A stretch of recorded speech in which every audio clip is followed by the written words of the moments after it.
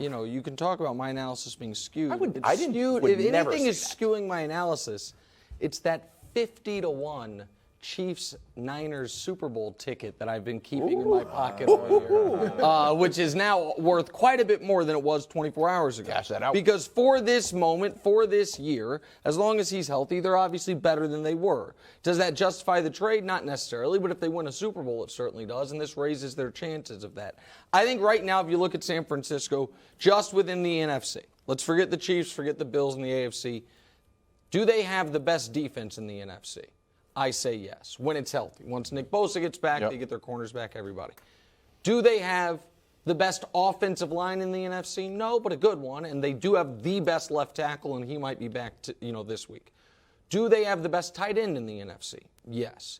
Do they have the best group of skill position guys now with Debo, C-Mac, and Ayuk? Certainly can argue it. I mean, you can give me a second candidate, but I think right now they have the scariest and most versatile group.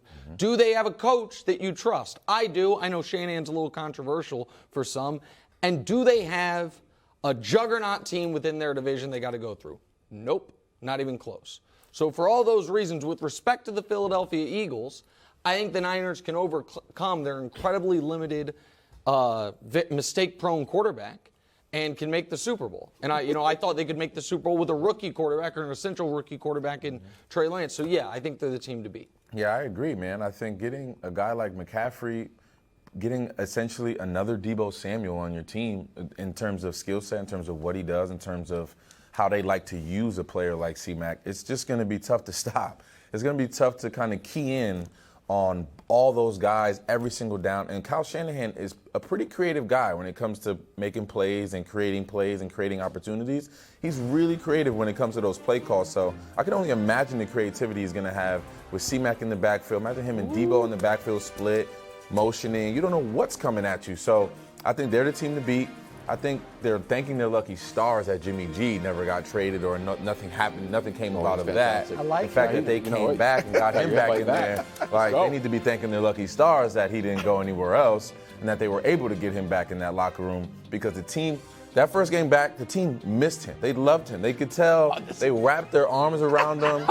It was fun. It was back in the mix. They are the team to beat. I mean, yeah, of my course. Giants are there too. Starting quarterback broke his Don't leg. come and mess it up, Nick. Do not mess up that beautiful soliloquy. What's the kid's name? The seventh rounder. Okay, we're not talking about seventh rounders. We're talking Look, about this is weird. That was great. I hear you on Jimmy G. We got some graphics if you want to see them that show how successful he's been. This is going to be weird, though. Because you know I like Jimmy G. But when I think of the team to beat, like if you tell me Buffalo's the team to beat in the AFC, or even you wouldn't say Kansas City's the team to beat because Buffalo's there. Yeah. But those two teams are head and shoulders above the rest of the conference. Yeah. And so one of those, you can say they're the teams to beat.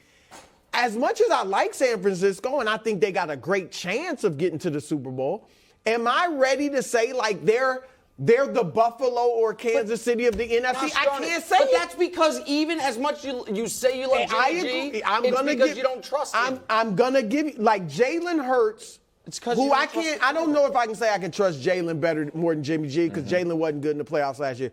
But right now, Jalen looks like a better quarterback than Jimmy G. Dak obviously is a better quarterback than Jimmy G, though he hasn't done it in big games either. And obviously Tom Brady if Tampa gets it together. So I agree with you on what you're saying about Jimmy G, but that they can't be like the definitive team to beat because they don't have a superstar quarterback. Right, or just star, or just above average. Well, no, see, he's going too far. You know what? You open the door. Of course. You open the door. You're going to ride hard or not. He's a really good quarterback. How about that? No, that doesn't pay the bills, Broussard. Wait a second. Jimmy G's a really good quarterback. Wait a minute. If you really believe he was a really good quarterback, then it's an easy question. Because you just said he hasn't even proven what Dak has proven. Dak is in the good to really good category, and you correctly, in that moment of clarity, had Jimmy G in the right spot. Because I know you love their defense. I know you love C-Mac. I know you love Debo. The one but with this team, the one I'm nervous, is their quarterback. No. Sorry, I didn't know. I didn't mean to cut you off. All right, I have a question. It's not about sort of projecting. It's about the game on Sunday. Yeah. Okay. San Francisco versus Kansas City. Now, I understand that maybe he'll have a small package. Probably C-Mac won't play at all. But just suppose that we treat, his acquisition like when you get a new pair of sneakers. It's not like, well, I'll take it home and I'll wait a while and I'll find a nice outfit. Like, no, man, let's go right out of the store. Put my old ones in the box. I'm walking out of the store. Let's go. It starts right now. If that were to happen, if they wanted to be super aggressive, what would Christian McCaffrey have to do to make an impact on Sunday against the Chiefs?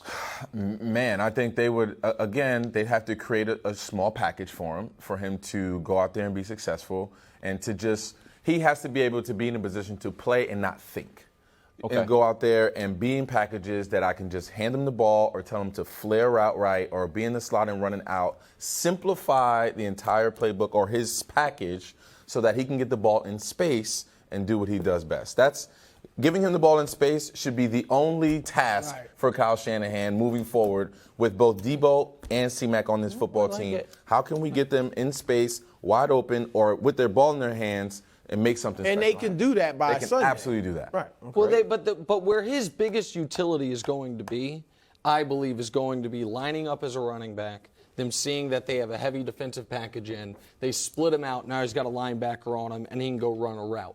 Though that type of stuff, him and Debo being interchangeable, that is going to take time. For sure. So where I do not think, and I'm not saying this because they're playing the Chiefs. No, I know. I do not think the way if he is used on Sunday, is going to look similar at all to how they plan to use him for the bulk of the season. Because they want to be able to use, right now they have the best running wide receiver in football, in Debo, and now they also have the best receiving running back in football, and that should allow Kyle Shanahan to do a lot of fun things. I would be stressed out if I was the Chiefs defensive coordinator. 26-24 Kansas City. I think they're going to Spags, don't be stressed out. That's not what Spags. you a little Right. like, uh-oh. Thanks for watching. Subscribe here to get more from the show and to check out clips from other shows on FS1.